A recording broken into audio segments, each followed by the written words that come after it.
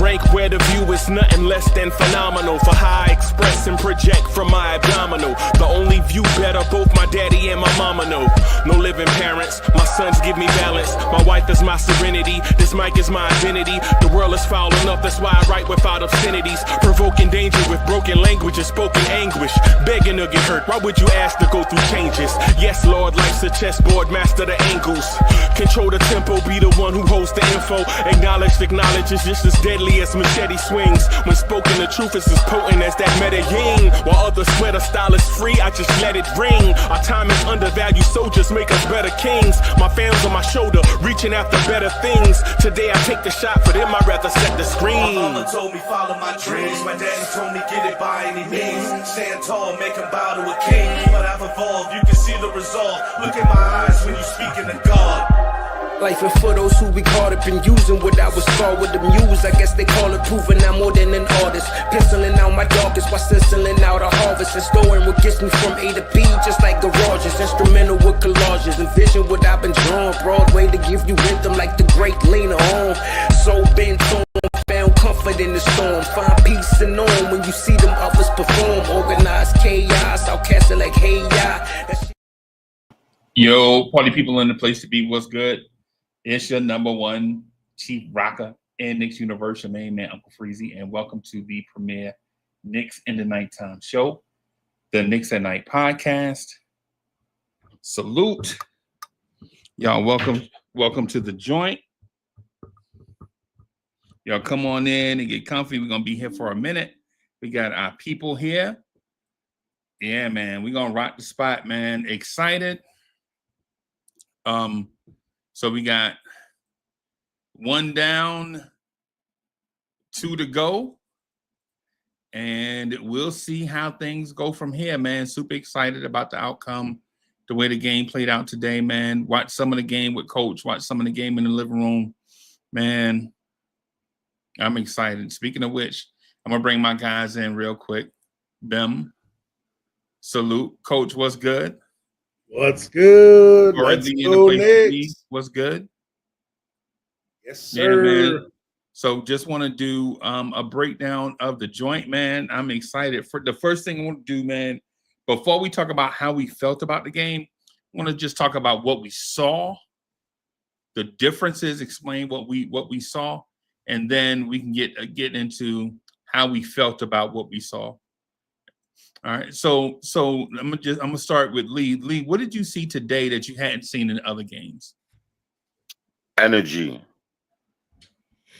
from start to beginning, sense of urgency. Excuse me. Assertiveness. Everybody, the entire team, coaching staff as well. Better feedback. Well, considering the last game, it was like a 180 as far as I've seen. You can go ahead, Coach. That's all I can think of right now. I'm just super stoked. All right. Well, we're gonna save that part, right? Go ahead, Coach. Yeah, man. Knicks Nation, Lawrence Tears fam. It's time to stand up because just when they counted us out, we came alive. The New York Knicks stormed into MSG tonight, and we delivered an absolute beatdown. 111-94. This was a statement game, guys. Coach, so but what'd you see though? What'd you see? Like, what'd you see that in this game that we didn't see in others? I saw the New York Knicks do what I said they needed to do that first game, as we put a foot on their throat and finished them. And we didn't let up. We took every little counter punch they tried to start to make. And on both sides of the floor, offense and defense, we kept making the plays we needed to play to finish. That's what it came down to. Okay. The immortal words of an old game called Mortal Kombat, finish him. And we finished him. Okay. Okay. So I'll tell you what I saw, man. So I saw the Knicks come out and, for one, try to attack the basket, right? Instead of starting the offense from outside in, I think they initially started inside out, right? Brunson looked to be aggressive. I think he hit his first shot from 7 feet and the second shot from 9 feet, or vice versa, something like that. Cat finishing at the rim. I think Cat had like 3 and 1 attempts, maybe more.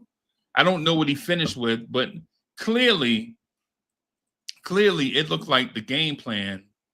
It looked like the game plan today was, get in the paint, make them play defense from inside out. Because it clearly their perimeter defense is better than what we thought. We thought we could maybe, take advantage of their perimeter defense. And it didn't work through 4 games. And here we are, an adjustment made by the coaching staff. Definitely looking to attack and things of that sort. So, yeah, man. One of the things that I saw defensively is one of the things that me and Coach talked about the other day. Force Tyrese Halliburton to look to score and smother everybody else. And when you smother everybody else and force him to keep the ball and look around, he looks uncomfortable. Right? Now, I'm not saying in this case that Tyrese Halliburton went for 30. I think he scored in single digits. The thing is, though, is he's not a aggressive offensive bucket getter. He's a opportunistic bucket getter. And sometimes the opportunity presents themselves a lot and he scores a lot, but he doesn't force it. And so I think that was the clear thing today. I think their high scorer was off the bench. The Mathurin kid was probably their most aggressive, consistent scorer. And so I'm just going to say this. If that's the game plan going forward, I think these next 2 games are going to be a lot closer than what we think. Right? It's one of these things, like, legitimately. And so I want to get to how everybody's feeling, but just explaining what we saw after watching the game. Yeah, we legitimately did something different tonight that we hadn't been doing.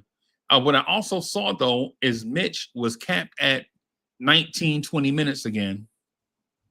I noticed that again, and I don't know if y'all noticed that or not, but we won. Last game we lost, and I was frustrated by it. We did it this time. We won. Hey, man, I'm excited about Game 6. Hey, so Lee, what were you excited about this game? Besides the victory, just the attitude of the team, with the body language. The most thing that made me very happy was the officiating. For the most part, it was the fairest I've seen this entire playoff series. It was even for the most part. It wasn't letting nobody get away with egregious fouls, or they called it a clean game, and they allowed everybody to play their game. The aggression on both sides. So that right there stood out and made me feel like, okay, now we got a fighting chance in this game outside of the team itself. Okay. Coach, how you feeling about tonight's win, bro? I like the sense of urgency that our defense and our offense showed tonight. Because it's one thing to follow the pace, quote unquote, of the Pacers and try to run back and forth. there's a difference between playing our style and just slowing it down just to slow it down. Like our style of offense, we can still succeed when we take early shots in the shot clock and not wait. Like if it's there, we should be aggressive because we have guys that can make things happen going towards the rim. And I'm gonna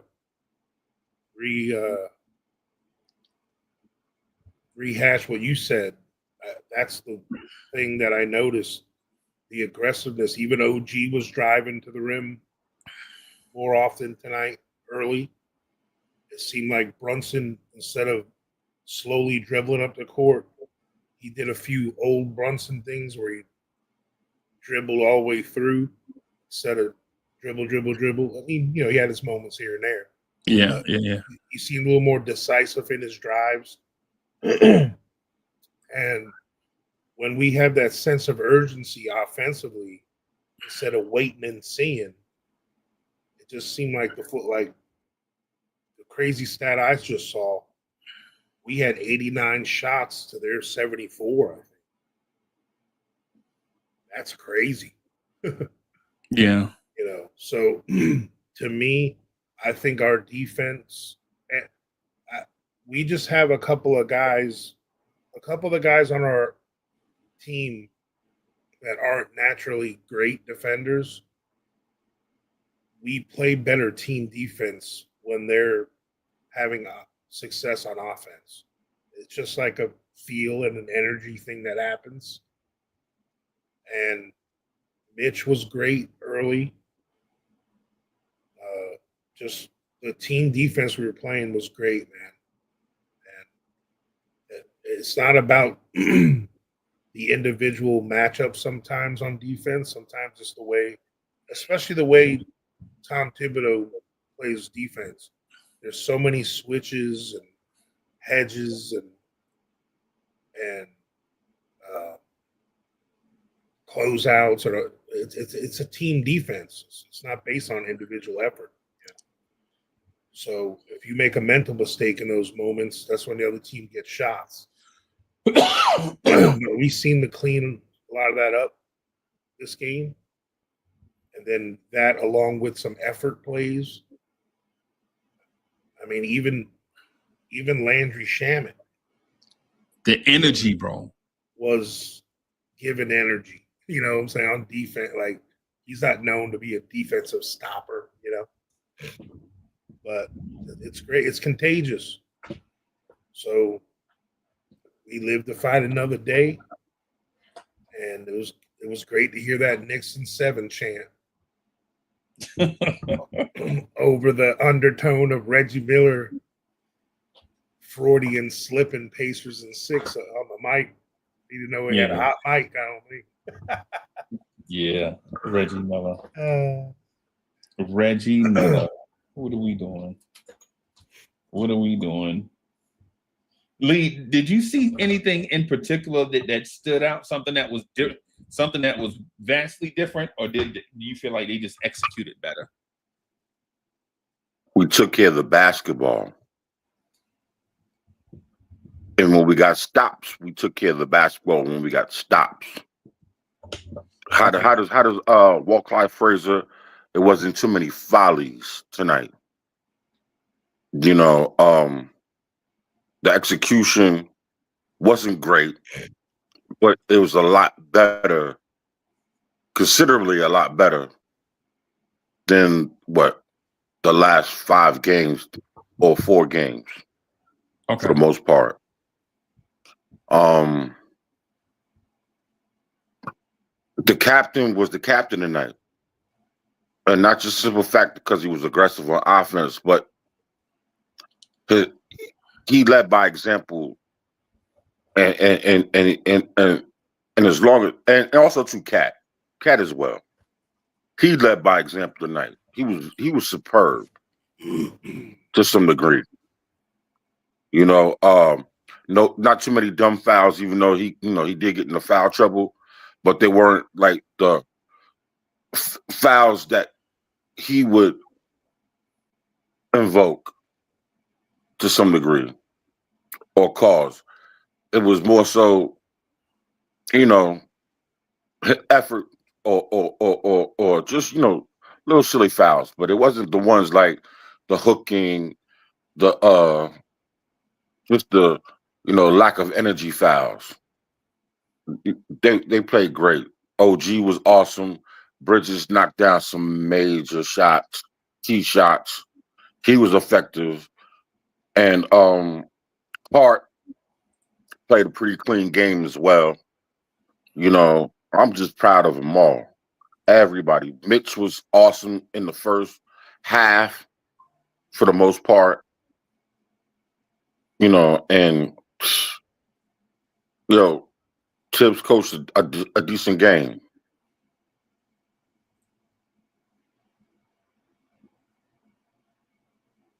What you thinking, Coach? I'm thinking I think we need to enjoy this and relish. Um, I do think, um, you know, the coach in me and the realism part of me is I think we still need to, now that this new wrinkle happened with Mitch starting and him playing DeLon Wright and Landry Shamet now, it seemed like he went into that bag a second time now, third time. So if that's going to be the new normal for Tibbs, this is the next thing that's because when something works for him, he beats it to death. You know, sometimes he holds on to it a little longer than he should. You know that. Yeah. I'm thinking because you know Rick Carlisle's a good coach. He's going to come back.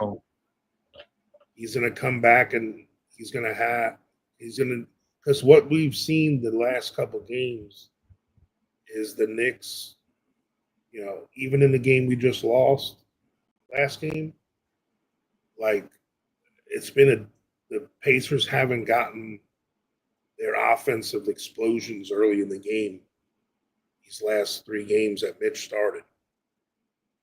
So I don't know what they're going to do differently, but I wouldn't mind if we did something different. And I'm not saying Mitch needs to be benched. It's not a slight on Mitch at all. I wouldn't mind seeing Deuce start. You know, just to put another wrinkle in there to think about, you know. So, you know, and there's some times I wouldn't mind seeing Mitch and Deuce come in again in the second half when we were waiting for them to come in. That seems to change here lately. So, yeah, I would just like to see Tibbs continue to be a little more unpredictable. And that's something that I think will bode well for us. I'd love for us to stay aggressive offensively, let Brunson play off the ball sometimes, like we've done a few times. So if we can keep doing that, I'm going to keep feeling good about what's going on. So, yeah, man. I'm happy, bro. I can't. This is the game we've been wanting. You know, it was like a business-like approach. We led from front to back. Yep. We had a double digit. Once we got that double digit lead, we never let them get closer than 10 after that. I don't think. Man, we could have beat this team by 50 tonight, bro. Yeah, bro. We made some. Man, I was in the living room, man. I heard you screaming. I was watching. I saw some of the same stuff you saw, bro. I was like, bro, come on, man. Just some of the weird, like, I don't know. And not to poo-poo on a W, because I'm glad we won. The reason why I made that point though is because if we can eliminate that, then we can win Game 6. In Indiana. Like if we can eliminate, because tonight was a great win. You expect a team of the Knicks caliber to win Game 6, not pack for Cancun this early. You expected the Knicks to win Game 5. But game 6 is going to be crazy. I want to celebrate tonight, man. Clean up some of the stuff that I saw, man. Cat and the stupid fouls, bro. And I know that's a part of who he is, right? I know that's a part of who he, it's some of the stuff that you get from Cat, you have to live with because of the stuff that you get from Cat. Mm-hmm. You know what I'm saying? You gotta, if you want that, it's a package. Right. But what I will say is I think Indiana felt a punch today that they hadn't felt in a while. And so I'm thinking that the Knicks have a real strong shot in game 6. Was it Sunday night? Sunday night in Indiana, I think it is, or whatever it is. In the whole world to be watching. Yep. For the first time, hey, chat, I'm gonna say this, it's gonna sound crazy, right?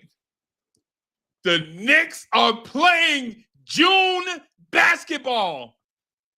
Let's go. The Knicks are gonna be playing June.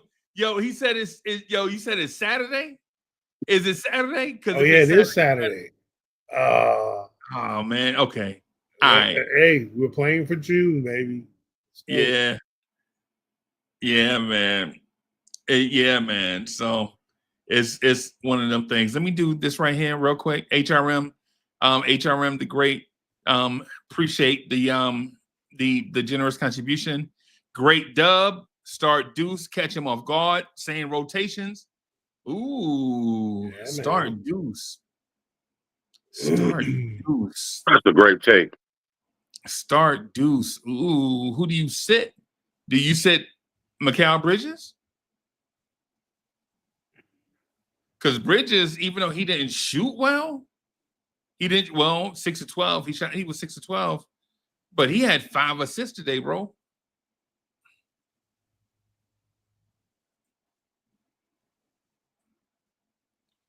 I don't know. Who do you, Coach Lee? If you start Deuce, who do you set?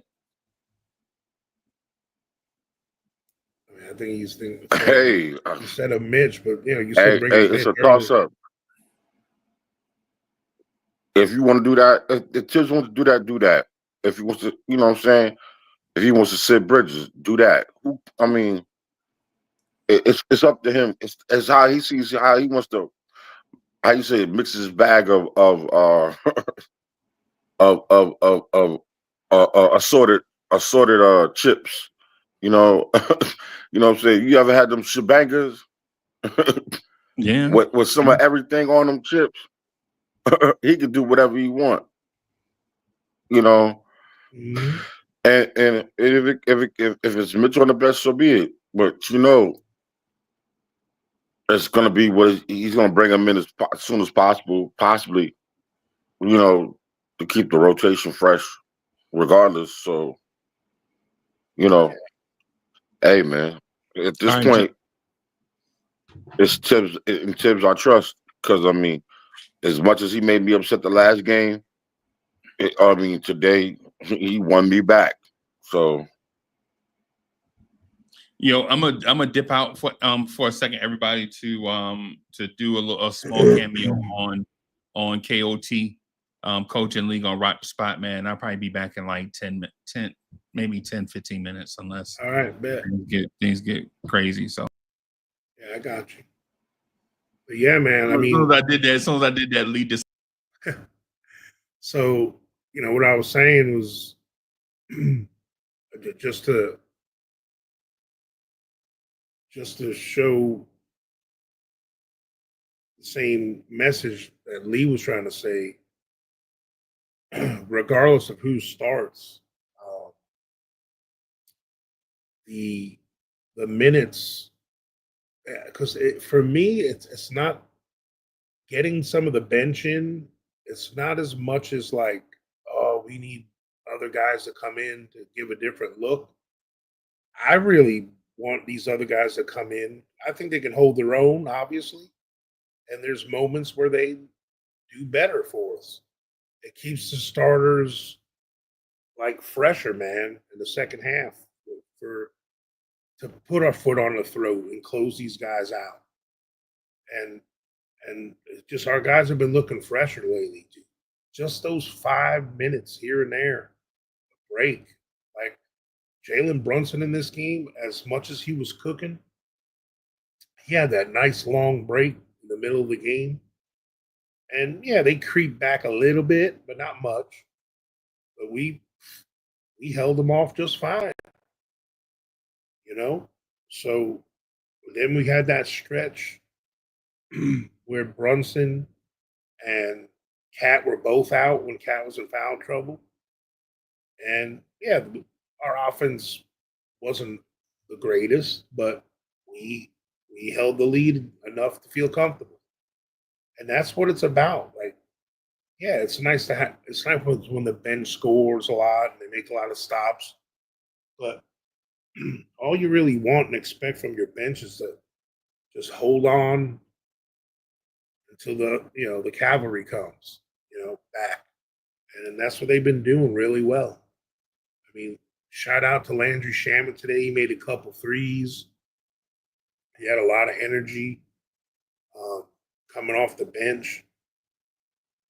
And DeLon Wright, he was a hot mess shooting the ball and taking it to the rim, but he was playing good defense. Deuce made a nice three. He was, distributing. Josh Hart came off the bench. The roller coaster of Josh Hart. He drives you crazy, and then he makes you cheer every other play.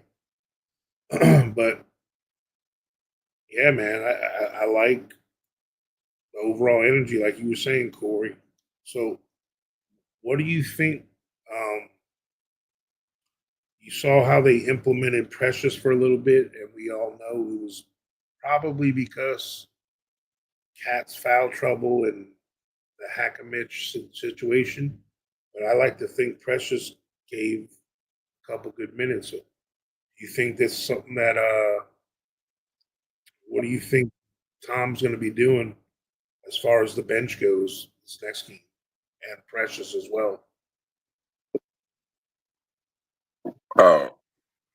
I feel like that was very, very smart. That was a good move. I think it's probably overdue and well needed. Um, he did. He was effective. He was very assertive when he got out there. He didn't look like he was lost or He looks good wasn't. on Siakam too. He was. Huh? I was saying he looks good when he was Hey, covering my internet's. Siakam. Yes, he really did. He should know how to cover Siakam because they were former teammates, and Yeah, that helped OG out a lot. yeah. It took a lot of pressure off of OG, and Mhm. and now in hindsight, as long as I've looked at the series, and I saw that, I was saying to myself, why didn't he do that earlier? But that's what I'm saying.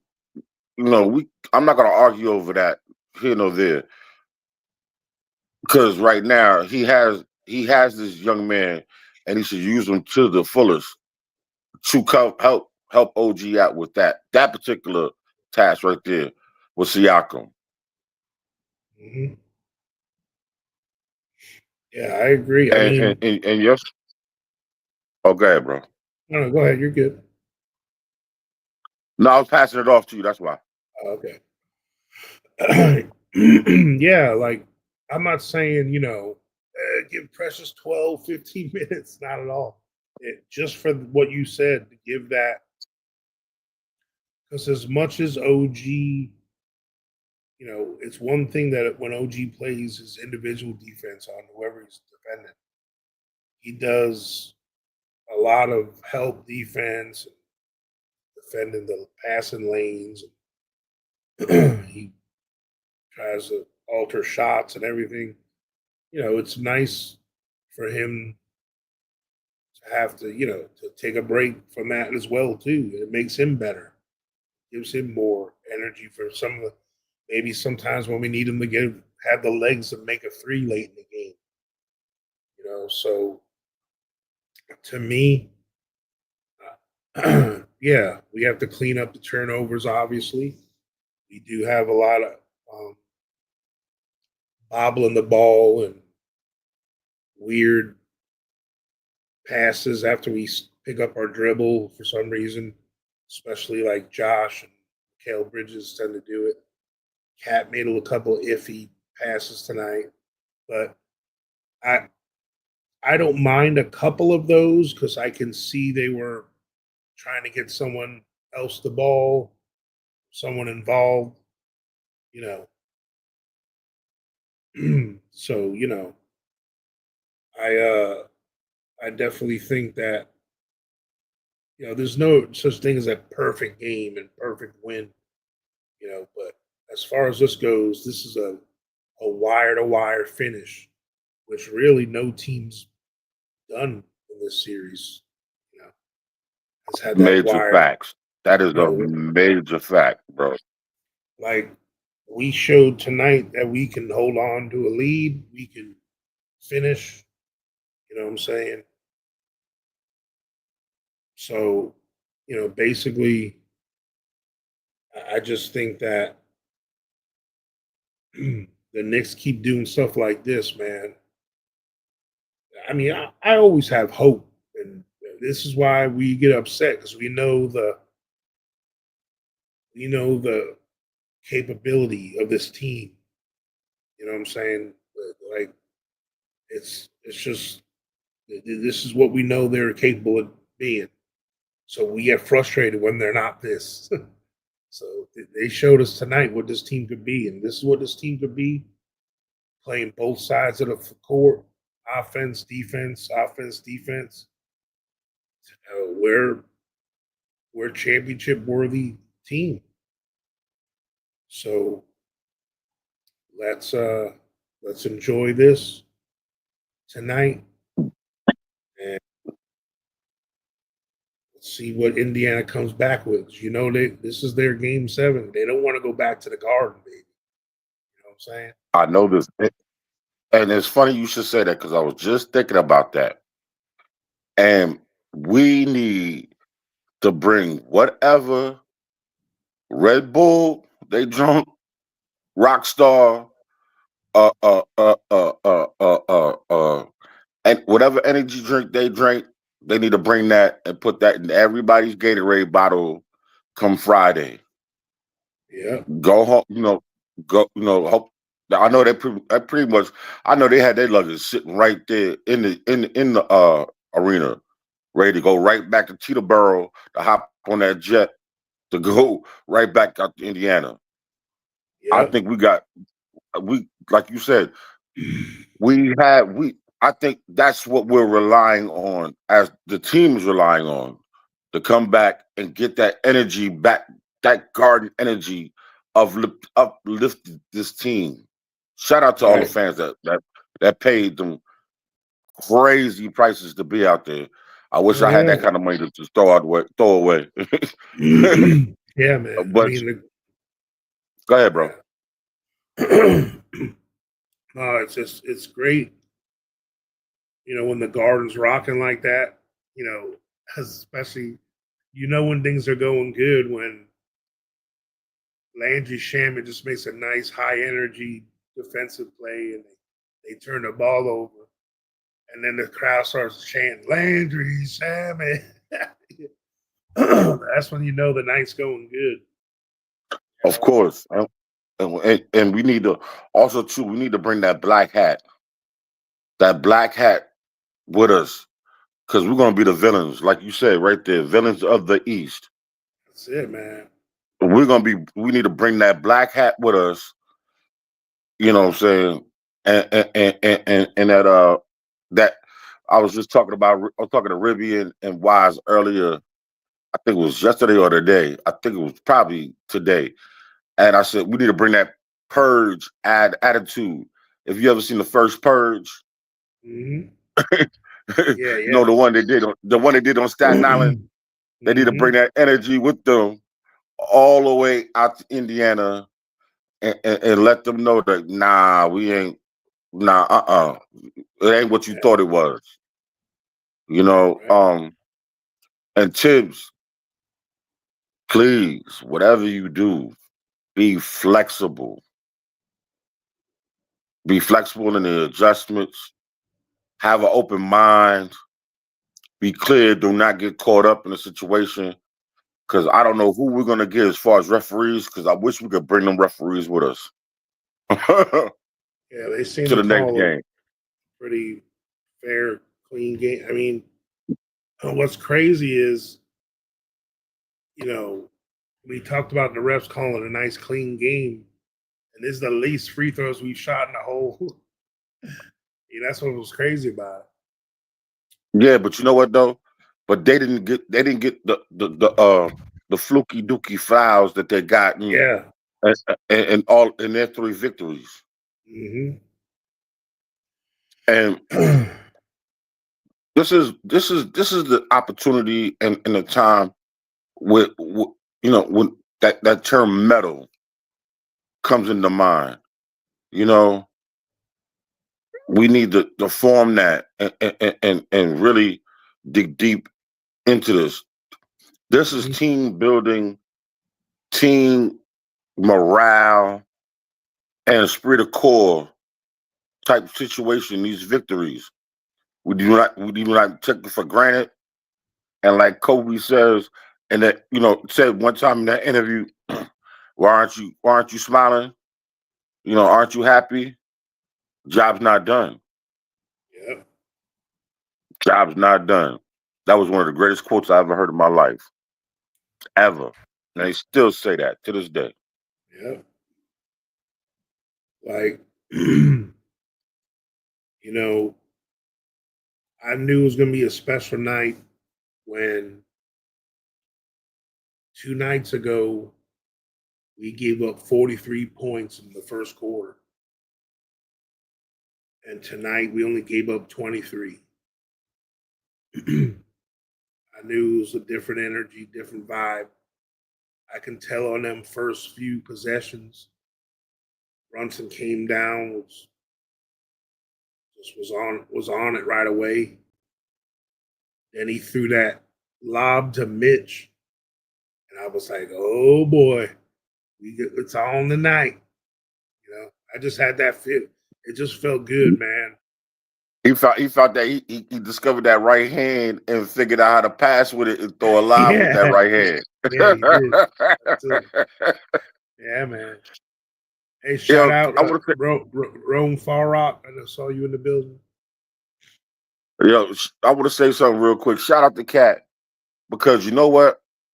And shout out to Wise for bringing this to my attention.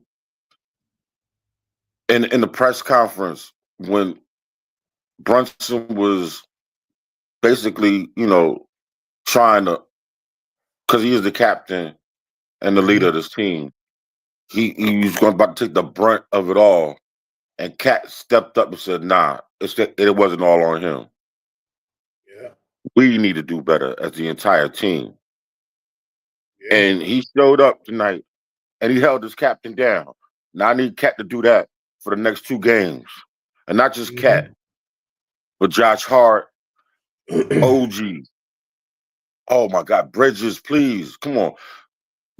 Listen, we brought you Villanova guys here for a reason, for the continuity, because you knew each other. And not because you're frat brothers. Because y'all know how to play the game. Y'all won together. So with that said, let's just keep it up. Yeah, man. I'm just so stoked right now. I'm trying to my mind's all over bro, forgive me, man. My mind's all over the place. It feels like good, man, when things are good, man. Yeah, I'm still trying to gain some perspective on what I just watched. Yeah. Now, to me, this reminds me of, some people will try to be like, oh, the Pacers didn't bring it tonight and all that stuff. Well, just as I say it, Ivory 10 says it in the chat. So, like, people are going to say that. And then, to me, it reminds me of this. when someone, there's people out there that are front runners. We always talk about that with Boston. The Pacers are the same way, and Tyrese Halliburton, he's the king of that. When things are going good, he's the biggest, brashest, uh, antic person in the game. But Yep. the minute you hit him in the mouth and lock him down and start giving it back to him in a certain way, there you go. I ain't here to glorify the other damn team like I've been seeing the blasphemy of some of our Knicks fans glorifying what Halpert. Go look at his stats. All the times he's played us this season, all the playoff games, he does the same crap. He'll look like the best point guard in the world for a game or two, and then he'll disappear for a game or two. He does it all the time. He's done it in Coach, every let me help series. you out. Yeah. Let me help you out. Just like Denzel said in American Gangster, the loudest person in the room is usually the weakest person in the room. Yeah. So now I'm gonna save this for Game 7. What I really want to say is I'm gonna save it for Game 7 because I know we're gonna see this. We're gonna see Game 7 in the Garden. As sure as I'm light skinned and bald headed and a little pudgy, yeah, we're going to see Game 7 in the Garden. Yeah. Because right now we're on redemption road. And ain't nowhere to go. We can't go back because there's only one way forward. Yeah. And ain't no dead end on it either. Oh, man. Like we done I fixed the said, flat tires on the ride, man. I've believed We in fixed the flat tires on the ride, bro. Yeah, man. I mean, I believed Go ahead, in the bro. talent of this team since we formed it. Like Game 1. Y'all can go back to the archives and see what myself and Freezy and everyone was saying about this team. And this is where I thought we could be. Because the talent we have. My only worry was if the coach was going to mess it up for us, because I think we do have the talent, especially when we play the guys at the right times, the right rotations, the right schemes. I think we have the personnel to win a championship. So doesn't make me any less positive or doesn't make me doubt anything at all. My only hesitation to the reality of it happened was the hesitation of Tom Thibodeau making changes and sticking to things that are working. So kudos to Thibodeau for staying with the Mitch starting thing and bringing in more of the bench because it's definitely shown to work and it's given our starters fresher legs in the second half. And the thing is, just what I said earlier in this broadcast. I don't want Tom to get complacent and get in this new rotation habit just because like it seems to work. Like I want it to be an adaptation. I want him to adapt to what's going on in the game. I don't want him to just make these subs just because that's what he's been doing. Like at the certain minute mark, if the game calls for a certain personnel, I want him to do it. And that's what I want to happen. So our two superstar guys stepped up tonight. Brunson was balling. He's got the most 30-point games of any Nick in a playoff series. He's also had the most 30-point games out of any NBA player in the playoffs over the last 3 seasons. Cat was tied with Jokic coming into this game with the most 20 and 10 games in this playoffs. And he overtook him tonight because obviously Jokic is done playing. And now Cat has the most 20-10 games out of anyone in the playoffs. To me, that has value. That's great. Yeah. There's some things that happen here and there. People have turnovers sometimes. People make mistakes. It's whatever. We won. Obviously, there's always things to clean up. We're going to get the Pacers' best effort next game. And as long as we bring the effort that we bring, that Pacers can't beat up. When we're at our best, the Pacers can't beat us, period. When both these teams play at their best, the Knicks are better. Now, if we come half-ass, yeah, they're going to beat us. They're going to be better. Go ahead. Coach, real quick, we just need to realize the do-overs are gone. There's no more resets. The do-overs are gone for us. So everything we have to do, we have to apply pressure and make that happen. We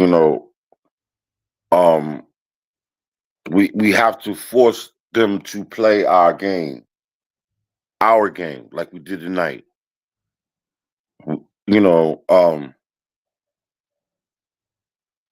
Like we talked about before, execution is a must, and we have to be we have to take care of the basketball, and rebounding is paramount. We have to slow down their pace and make sure we slow it down early. We can't, no more fighting back from these leads. Right. No more of that.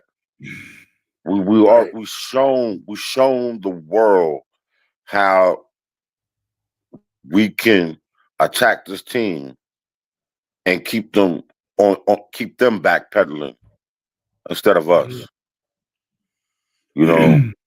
It's time to go on, like you said, there's no more defensive.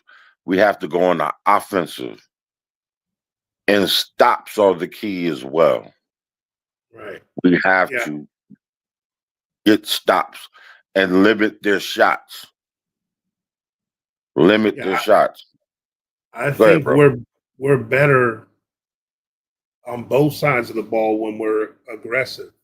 And aggressive doesn't mean pick up, run back and forth with them. Because technically our pace, like I was saying earlier, we had 89 shots tonight. They only had 74. So our pace was crazy compared to theirs when you just look at that part. And the thing is, when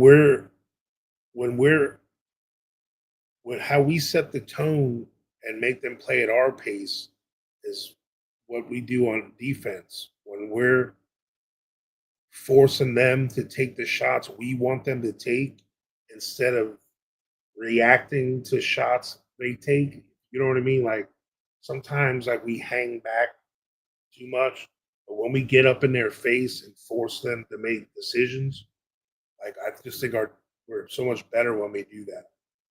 And with the more substitutions we're making right now, this allows our starters who, let's face it, Cat and Brunson aren't as good as some of the other guys on defense. It gives them all more energy to keep that defensive intensity the whole game instead of just the first half, So, because in the end, that creates, it just creates issues for it. Like Halliburton, he's not a shoot first guy unless you let him have the shot. So when we're all over him, forcing him to like, hey, go ahead, drive to the rim, go ahead, make a shot. When we're forcing him to make these decisions, we're a better defense, we're a better team. So I love the overall energy, like you said, we came out with. It's contagious, especially when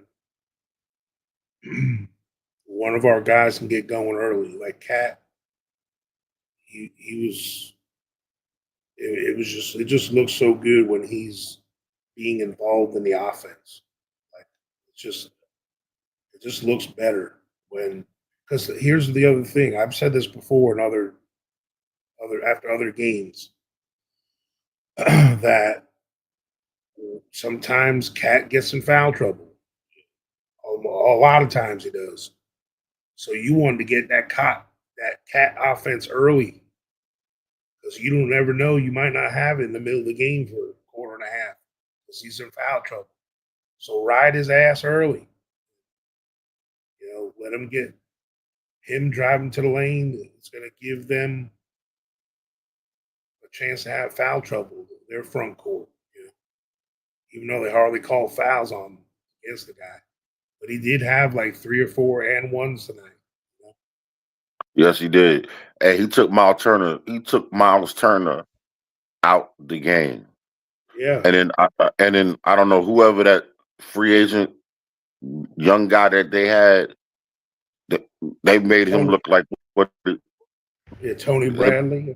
Look like what he is though. Yeah. Well, yeah. Whoever he is, God bless him. It took him out of the game early. Well, he was non-effective, and Obi does not play no defense. So, they have the nerve to go small with us with either of our solid bigs up there. They're in trouble. Even with Precious Achua out there, Obi Toppin, all he's gonna do is just run down the court. All he's gonna do run down the court and basket hang. Yeah. So, we just got to be aware of that. And shout out to Deuce for taking care of a lot of that too.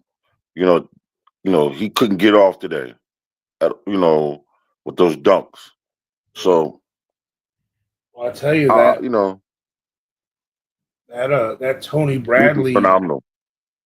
It's funny to say that how we're thinking this some guy that probably shouldn't be a factor, but that Tony Bradley injury, like him going out, like because during the season and even during their playoff run, Thomas Bryant has been a bright spot for them off the bench. But with Mitch and Cat, those first 2 games, Thomas Bryant just got abused. So that's why Thomas Bryant hasn't been playing. And then he came in this game and couldn't do nothing. So just like you said, this is going to be something that we need to keep exposing. So I don't know if Thibodeau, these last game or 2, he's seeing how things are unfolding.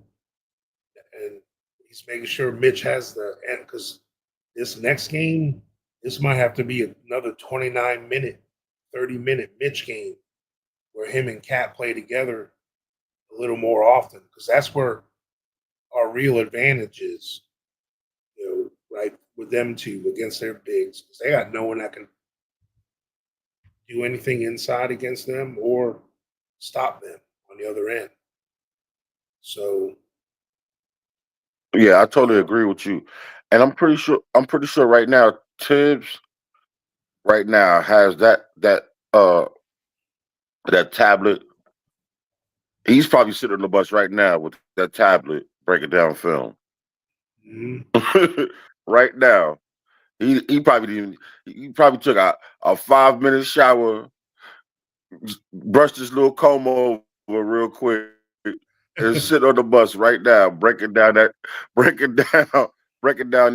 film on that tablet right now, setting up the game plan. and before they even hit that plane, you know what I'm saying, he's pretty much gonna have them ready. You know what I'm saying, and the scout report ready. You know what I'm saying, before Yeah. they even shut that. You know when they wake up in Indiana in a couple of hours, they're gonna have the game plan right there. They're gonna and get some sleep. They probably gonna get some sleep and go through the walkthrough real quick and give them the rest of the day off, you know, treatment and whatever they need, you know, so to get themselves game ready for Friday. But yeah, I don't think you know, his back is up against the wall. And he knows his career, his mortality, and his legacy's on the line right now. Oh yeah. So Well, so I think he's gonna push the right buttons from here on out, yeah. at least I for his mean, sake. it's a better late than never situation. And as as Knicks content creators, and number one, we're Knicks fans first. Oh, and as Knicks analysts, you know, we have to cover and we have to acknowledge and bring up every other fan's angle, you know. So sometimes when we talk about, the possibility of, when it was 3-1, of course we're going to talk about the what ifs on the negative side. Doesn't mean we think it's going to happen. You know what I mean? It doesn't mean when we're mad at Tibbs, it doesn't mean like fire Tibbs today, you know, let's trade everybody. Sometimes you got to look at those angles and those ideas because let's face it, if you don't win the championship, that joke, with Talladega Nights, Ricky Bobby, if you're not first, you're last, thing. It's if you ain't winning, Facts. Facts. then yeah, this is just like Janet Jackson. What have you done for me lately? This is this is the first year that the iteration of this team has been put together. But as a Knick fan base, we're a win now mode city. We ain't got time for all this. We've been patient long enough. And when we smell blood and when we smell that possibility of a championship, damn right we're rabid and crazy about the idea of it all. And when something goes a little wrong, we get super pissed and edgy and we start thinking crazy thoughts. That's just part of being a fan. Fan short for fanatic. We're fanatics. We're crazy about our team. And that's what's great to be here in this situation. Our brother Freezy's given us platform to share all these moments together with our fellow fans. This is amazing. We're right now we're still in the hunt. We're 2 wins away from the NBA Finals again.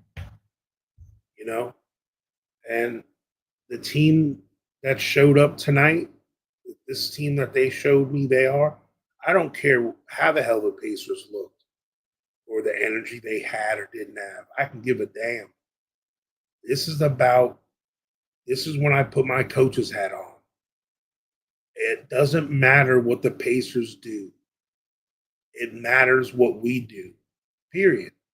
Because if this team shows up and plays the way they play tonight, it doesn't matter what the Pacers do. It really doesn't. Because if we do our job, our talent, and we play to our ability offensively and defensively, we're the better team. We will win. And that's what it comes down to. We start messing around, playing with our food, keeping people in too long, taking dumb shots, making dumb passes. being lazy on closeouts, giving them free extra, open shots. We miss our open shots. That's not us playing at our best. We deserve to lose them games because they're fighting for their lives too. Indiana's been this team for a couple of years. Okay, they've been a team fighting for this for a couple of years now. It's not like they added all these new pieces lately. They've had this team for 2 or 3 years. Okay, they've been growing together. This is almost the same team they had last year. But yeah, last year I think Neesmith was hurt or something. But besides that, this is their team. They've been It running was with. Matherin. Oh yeah, Matherin. This is the team they've been running with. So they're used to each other. They should be this good. I'm not saying, oh, we shouldn't be. Hell yeah, we should be this good too. But this is year 2 or 3 of their project. This is year 1 of ours. So this is amazing that we're in this spot, that we can play our best and we will win. I mean, and we didn't even play at our best, honestly, Ford. Think about it. There was some stuff we could have cleaned up, So, There was a whole lot we could have cleaned up, but yeah. listen, I'm not crying over spilt milk. Mm-hmm. As far as I'm concerned with that situation, we can clean it up. We can clean it up. I'm trying to tell you, but the film and all these guys got to do is just lock in. No more brain farts. Yep. No more. No more. Well, I thought you had them. Communication. Communication. Like I said, communication rocks the nation. That's what's going to save this team. When it comes to, especially on the defensive end, we have to talk to each other. Yeah. Because we don't have a super wow offense. We have superstar athletes on the offensive end. So it's a lot of freestyling with that to some degree.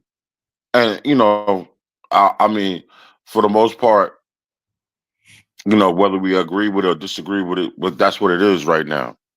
We have to make the most out of it. And also too, it's the energy. The energy. We need to keep that same energy up. We need to dig down deep. You know what I'm saying? I remember when I was in the military and we go on these long runs, 6-7 mile runs sometimes. And I can remember Toon Sergeant saying, because when we hit that middle part of the run, and sometimes we got to come back uphill. And he said, "This is when you ask your heart for just a little bit more. Mm-hmm. Ask your heart for a little bit more. This is now. This is what's going to make or break and tell us if we're championship quality. If we have that medal right now, this is where Brunson can show his legacy and be considered one of the top 10 players in the league. This is where Cat can show his legacy. This is where we can take all these narratives off of us. This is how Tibbs can go out, you know what I'm saying, at the top of his great game and achieve his goal. What he came out here for, Right. This is what it's all about right now, this moment, this particular moment. We get the game 6 and bring it home. Y'all, promise you, it's good night, Irene, for Indiana. They going back. They might as well stop off in Gary and go holla at, you know what I'm saying? What's that? Something Jackson Street where the Jacksons lived. Stop by there. Yeah. 2100 Jackson Street. Yeah. Whatever. How to stop by there. You know what I'm saying? And stop at White Castles for me. You know what I'm saying? Get a surf and turf with some onion rings. So one thing I noticed, there's been 2 occasions in this series already where the Pacers had a must win or a game 7-ish. Hey, look, every playoff game is equally huge. We all know this. But in the 2 games where the Pacers could have really put their foot on our throat and put us to sleep was we lost 2 heartbreaking games at the Garden.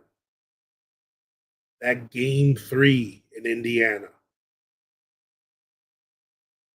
If that game was the biggest game of the series for Indiana, even bigger than the first 2, because you all know what happens when you go down 3-0, and we actually like even though the Knicks should have won the first game for sure, we choked. The second game, we even had that one in the hand. We let that one get away. So Indiana had a situation in game 3 to really put their, stamp on the series. And the Knicks dug deep, and we won that game in Indiana. And then the following game, Indiana obviously took it. So then this game, same situation. Indiana's at home. Indiana back at the Garden, where they won the last 2 games, could close us out, finish us off, and the Knicks showed up again and found a way, and we put it to them. So this next game, Hey, Coach. same situation. Let's get that win and take it to the Garden, baby. Hey, Coach. I don't know if you can see the comments, but check out what my man No Laughing Matter said. And that's a great question he asked. And I want to know what you felt about that. About the plus minus Oh, situation with Brunson. I mean, we've all talked about this before with plus and minuses and stuff. Hmm. Sometimes it's a weird stat, per se, like because there's so many other factors involved. For sure. I mean, you can't say because this is what usually happens. Like a lot of people don't talk about a lot of times when Brunson's not on the floor, Halliburton's not on the floor either. So Indiana's not as efficient and as good when Halliburton's not on the court. So we have an opportunity to have success, like when Halliburton's off the court as well. So I think that happens sometimes. I don't think it's as much of a disparity as that show. I don't think it has to do with. It's just the way the flow of this game went. I mean, Mitch was only +3 this game, and all the other starters were like Cat was +26. Does that mean Cat's defense was better? I mean, no. I mean, like I tried making that example the last game when people were talking about how the defense was worse when Cat's in there and all this stuff. When Mitch was -20 last game, and Cat was the only starter that had a plus minus that the positive. I know it has nothing to do with their personal defense. It's a team defense game. Sometimes someone could be locking it down on defense, and no one's making their shots on offense. So then the plus minus gets skewed. So it's a stat that kind of helps guide you a little bit. It's nice to use when you want to make a point sometimes, but Mhm. You know, in the end, like if you go on the NBA advanced stats, Cat's defensive rating's better than is the second best to OG. And I know that's not because of him, you know. It's just because a lot of times Cat plays with that second defensive unit. Like in a couple of our good runs we've had in this series, like Cat was the offensive guy with all our defensive backups, you know. So Mhm. like he was the beneficiary of some good defense, team defense, you know, during those times. Look, I know Cat and Brunson's shortcomings. They're they're not good individual defenders, you know.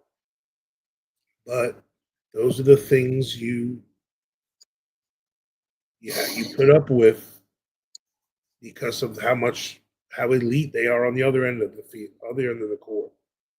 The same thing with Mitch. You know, he's an elite defender, and you can't count on him for an offensive punch. You know, rebounding obviously is amazing, but so that's Mhm. something we accept.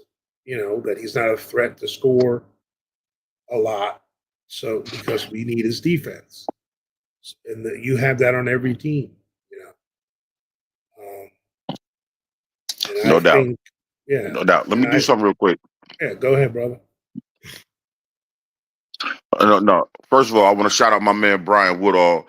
You know, he's a real good friend of mine, and he really doesn't have too much time to check in. And I appreciate him showing up tonight. You know, thank you. And also too, to anybody who's listening, or if you're new to this channel, please like, subscribe, hit them emojis in the little right hand corner, and share it. Shout out to the replay gang. You know, we're on our way to 20,000 subscribers. So if you can, just please spread the word. You know, sometimes we cuss and we fuss and we fight, but we love each other. It's all because it's all for Nick Nation. It's Yeah, all man. for Nation. You know, and thank you, Coach, because I appreciate it. And the reason why I brought that question up to you is because because first of all, you sit right there in front of the computer, so you can just lock in and plug in and talk the numbers game. You know me, I'm not really a stats type of guy. I'm more of a I test, eyeball it, and go from there. But thank you for that. You can Yeah, go on, man. bro. If you got Yeah, anything else. no, and I mean, at the heart, I'm definitely an eyeball guy too. Especially as a coach. I know what I see. Don't see as far as effort and body language. Like a lot of times when I watch a basketball game, I hardly watch the ball. A lot of times I'm looking at the guys cutting, standing around, setting screens. I see what people are doing off ball. That's just because the way I look at a sport, a screen, I always have kind of coach's eyes when I watch a game, and the same thing with, guys like, with Tom Thibodeau, when he watches a game, he watches things you don't see. So, and for me, I personally use the stats, and just because I'm a geek when it comes to I just like some of the analytics, how it helps tell a story. Now, I've never been the type to let it 100% guide my decision making, but sometimes it's a tiebreaker for me. If I'm on the fence about something, like something in the numbers might tell me something to look at. Like the numbers don't lie. Uh, the Cat Mitch minutes are very positive. The Deuce Mitch um, Cat, I think Bridges and Hart lineup, which is a strange lineup, has been very positive, analytic wise, numbers wise. So, like,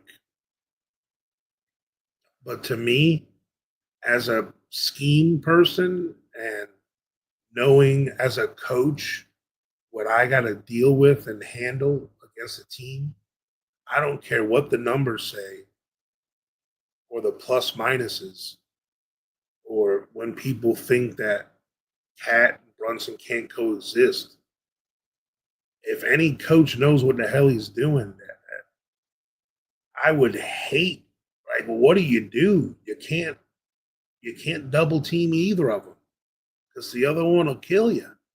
So having them both on the court together, it's Tom Thibodeau's job and the whole coaching staff's job to figure that damn stuff out. Because when you have two top 5 guys at their position at the offensive side of the ball, fight me on that if you think there's 5 people better than either of them at their position at generating offense. Okay. You ain't going to see it.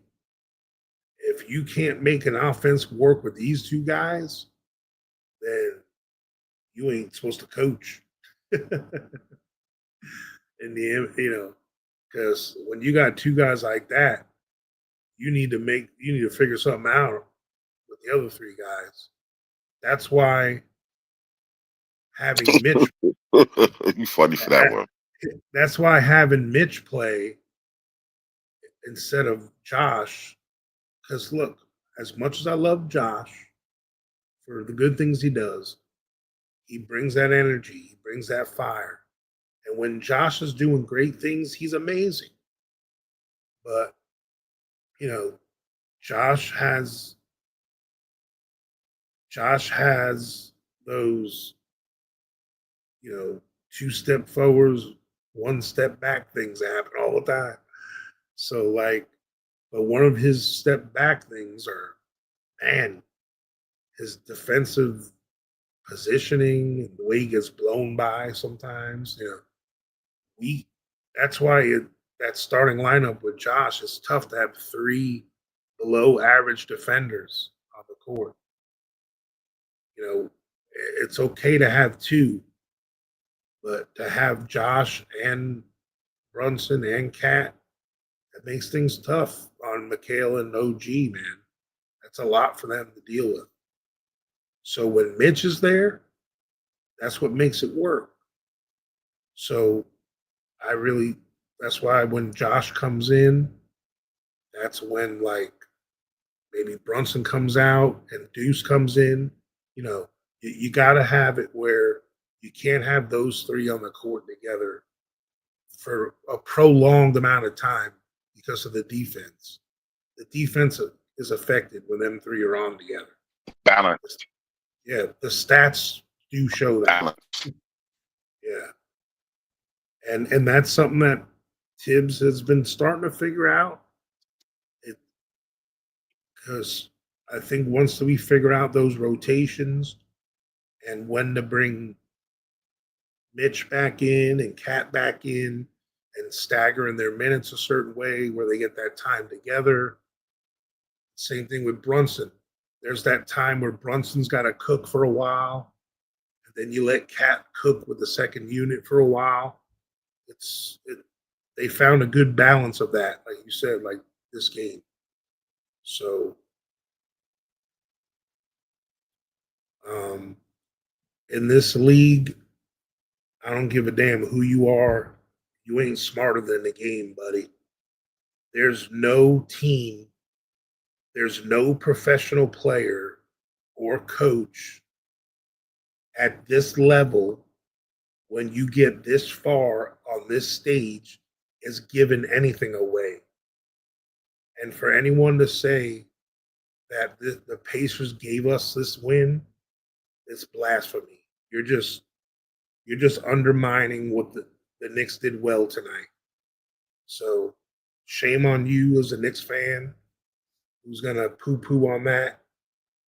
So if it does pertain to you out there, so be it. If it doesn't, don't worry about it. I ain't talking to you.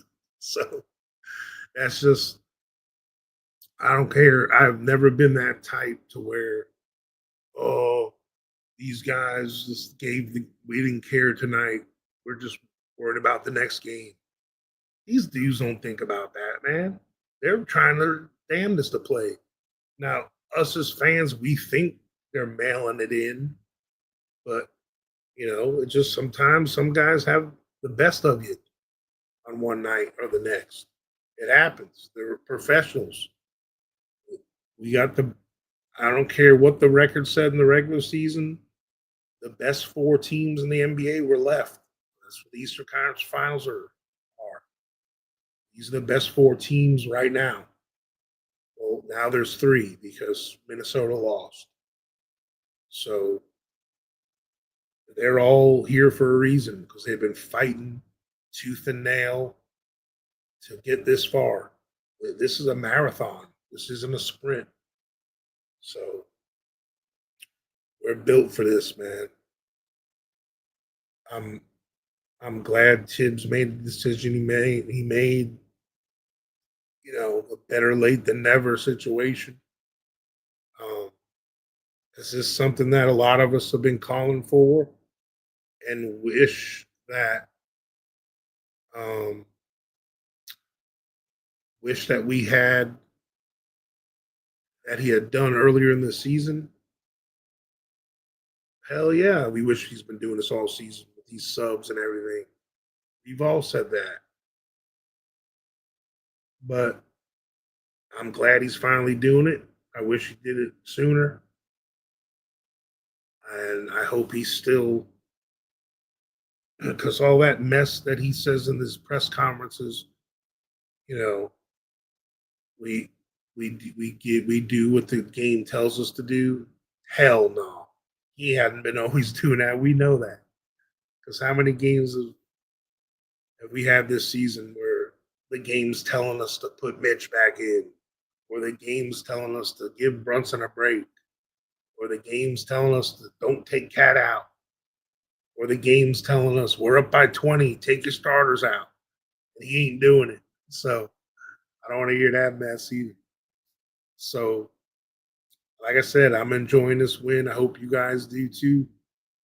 I love sharing this. I'm still not ready to look at fantasy football yet. And I sure as hell don't want to watch a boring series of OKC versus the Pacers.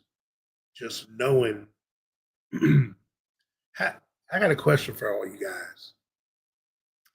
How many of you have ever been in a situation where you're watching even if it's a sport you played or you were a fan of a team and you see the team or the guys that are competing and just, man, that should be me or that should be us. I don't want that feeling this year because this is one of the first years in decades that I know I'm going to have that feeling. Like, if we don't make it there, the whole off season, the whole time the series is going on, I'm going to be saying to myself, damn, man, we should be there. That should be us right now. We did that last year, guys. Come on. You don't want that feeling again. When we had them injuries and we saw the Pacers get mollywopped by Boston, and we know if we were healthy, we were just looking at it, man, I know that should have been us. We would have gave them a way better fight. We probably could have beat them. We were healthy. I don't want that what if. I love this team, what we're doing right now. When things are going wrong and we're doing things wrong and Tibbs is doing things wrong, yeah, I'm going to be upset. And I'm going to second guess things like we did last game. It happens. That's what we do as passionate fans. When things are going great, we pound on our chest even harder. When things are going bad, we get upset. We want answers. And We want to give our own crazy suggestions. That's part of being fans, you know. So I'm gonna enjoy this with you guys tonight. The next day, it's time to get ready for Game 6. And I know we're good enough team to beat this team. We're better than that, man. We showed it tonight. And all we got to do is bring it back to MSG, man. And it's ours for the taking. We're 2 wins away. I want to give a shout out to all you brothers out there that always, even when we're second guessing things and looking at all the other angles and things that might happen and what could happen and should happen, some of you that stay positive and say, Knicks in 7, we got this, guys. I want to thank you guys for that because, you know, for me, I try to be that way as a fan too, but sometimes I look at the whole picture and I get, you know, I was down after the last game. I ain't gonna lie. It's not that I gave up. I was hoping we can turn it around, and it's great that we did. And I want to thank everyone and for all you positive brothers out there, even the ones that think like I do, like there's always something that could be better, fixed. All the yeah buts out there. We love y'all too. This is what makes us all, you know, a community and a family. We're all different. We can't all agree on everything. And things will be boring then. This is what makes a show what it is. Everyone's got alternate ideas, alternate decisions on how they think things should be. But in the end, we can all agree on this. We all want the Knicks to win. And we all love this team. That's something we can all rally around and stand up together. Salute Rib. What's good, brother? I don't have the access to bring people on stage, unfortunately. Freezy's was over at Nick of Time tonight. So when he comes back, he can bring y'all over. Sorry about that. But I want to give a shout out, salute to everyone that's in chat. My brother King Ribby, E. Gibson, Ivory 10, of course, Corey Lee, David Smith. Salute everybody. Charles Newcomb. I saw DJ Cash up there. We got Joe Rumpolo. We got Keyshawn, my man Fritz in the house. Wiseman was in the house. Nick Yak, Real King. Miguel P was here earlier. Of course, brother Ala Wise. I want to thank all y'all. Cowboy Bob obviously was here earlier. Rome, Far Rock, Real King. Just want to thank you guys. Salute Dre. What's good? Trying to get Freezy to. It's not that I need him here to hold my hand. I just want him to bring anyone in that wants to come in, like Dre or see what we got. Get the link in there for y'all if y'all want to come rock some more. See if he comes back. But yeah, while we're at it, let's take a look at some of the stat story. What the stats told us tonight a little bit. Let's see here.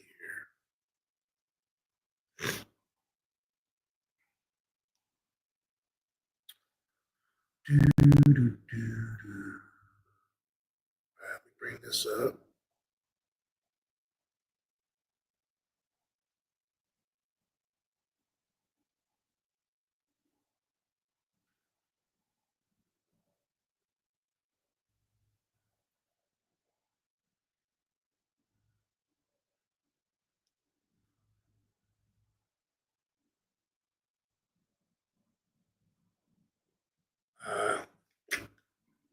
I can't do it. Freezy's got to do that part. That's all right. I'll just talk about it with y'all.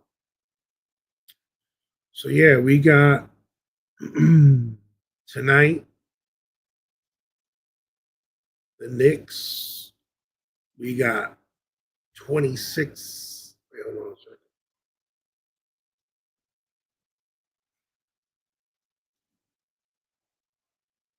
Doo-doo. Looks like, oh man, I don't know why this is not opening up for me. There we go.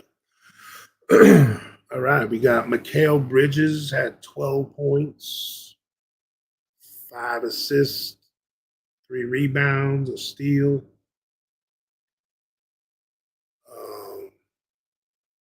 We had OG kind of had a weird shoot night tonight. He was 3 of 14. He was 1 of 7 from 3. He was 4 for 4 from the free throw line. He only scored 11 points, but on defense, he was doing his thing. He had 3 steals.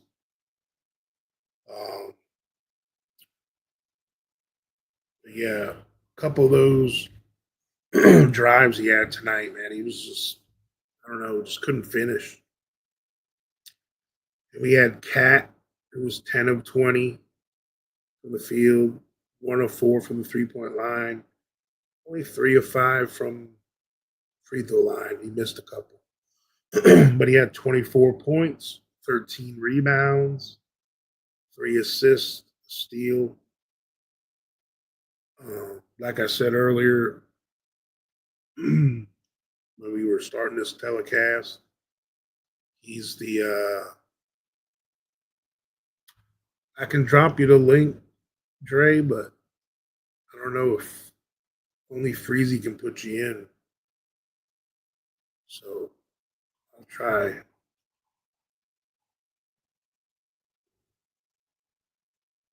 One second.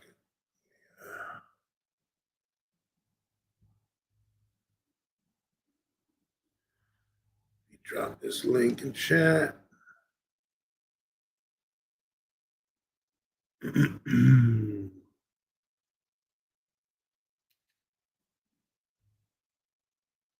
don't know. I think that might be it.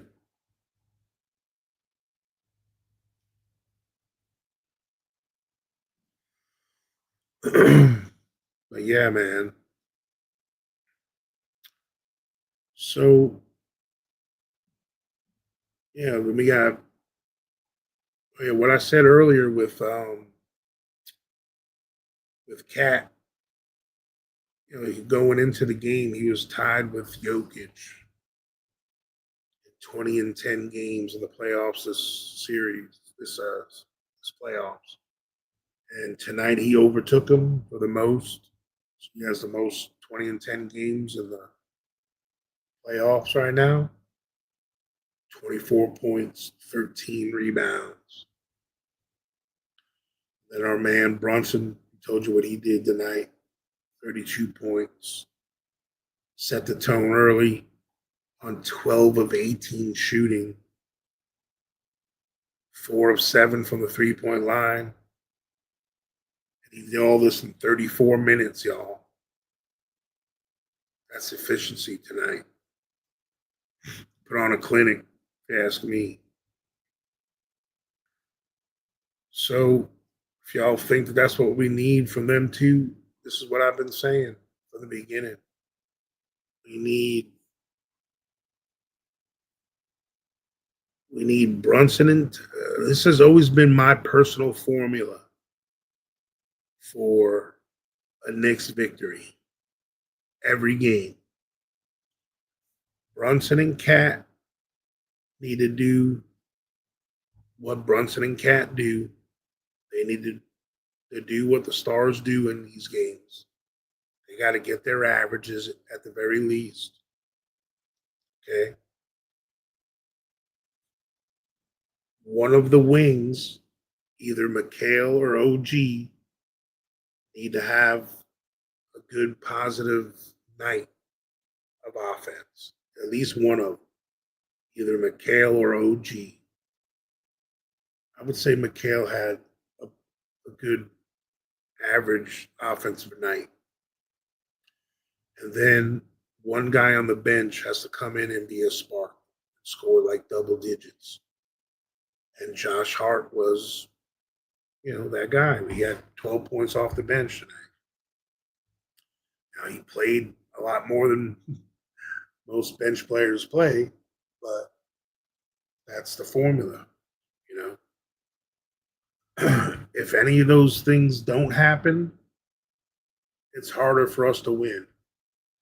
So if Brunson or Cat, one of them don't do what they're supposed to do, things get tough on us.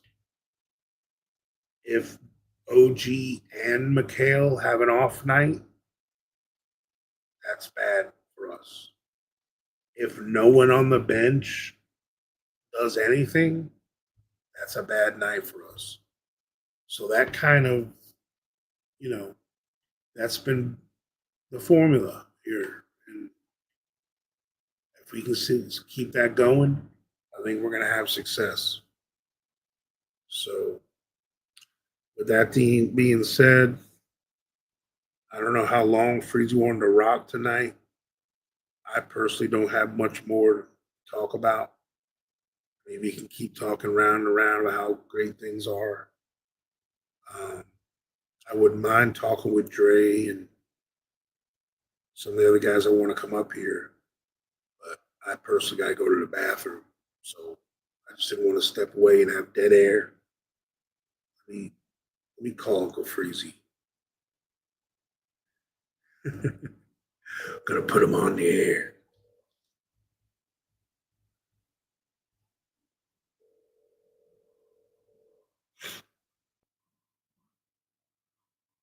So some of y'all see my background, the villains of the East. I like being the villain.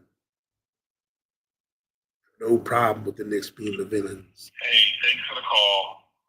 I got his voicemail. All right, y'all. So I think we're going to drop it out there. We've been running for a little over an hour and a half.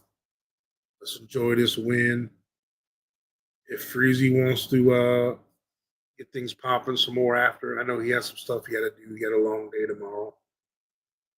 But I just want to give y'all much love.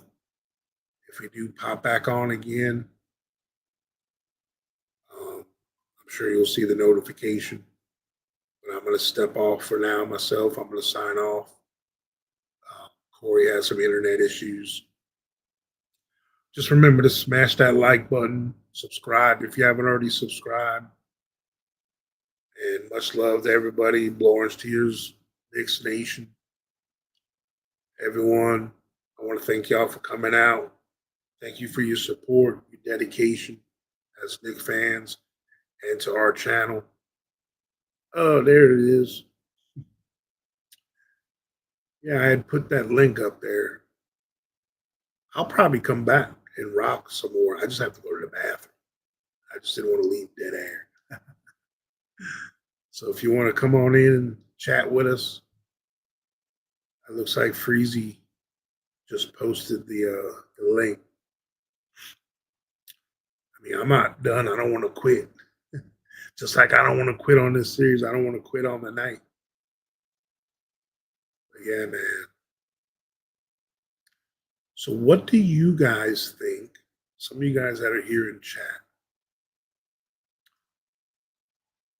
What is the biggest thing as far as your takeaway and what you feel the Knicks need to do to keep this success going in Game 6?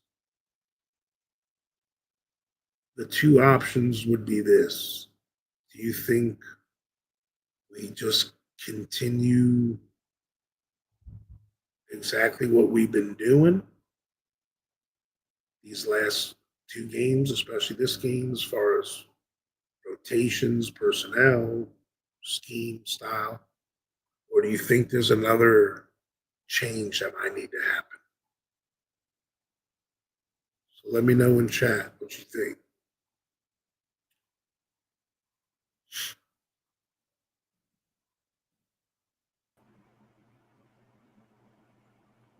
Yeah, man, with the plan. Hey, bro, how you holding your head up with them thick chains, bro? Rick James, 33 chains. Whole nother domain. Yeah, man. Hey, sorry about that, man. It's kind of glitchy down here. No, I got you. Yeah, it's kind of glitchy down here, but yeah, man. Man, salute to everybody, man. We back, baby. Nixon. What are we gonna say? Nixon 7? Nixon 7. That's what it's got to be. Unfortunately, it can't be Nixon 6 at this point. Yeah. We got that one wrong. I've already lost all my money with those bets. I don't care. I would lose all the bets I have if it meant the Knicks were going to win. I don't care. In the end. But man, I'm glad you're here, bro. I'm not gonna lie. I've been having to go to the bathroom since the tip off. Oh, you hit the button. You muted yourself. Hey, go ahead and do your thing, man. And just I want to say thank you to everybody that was watching and rocking, and we'll catch up with y'all later. All right, hey, peace, everybody. Much love. Yeah,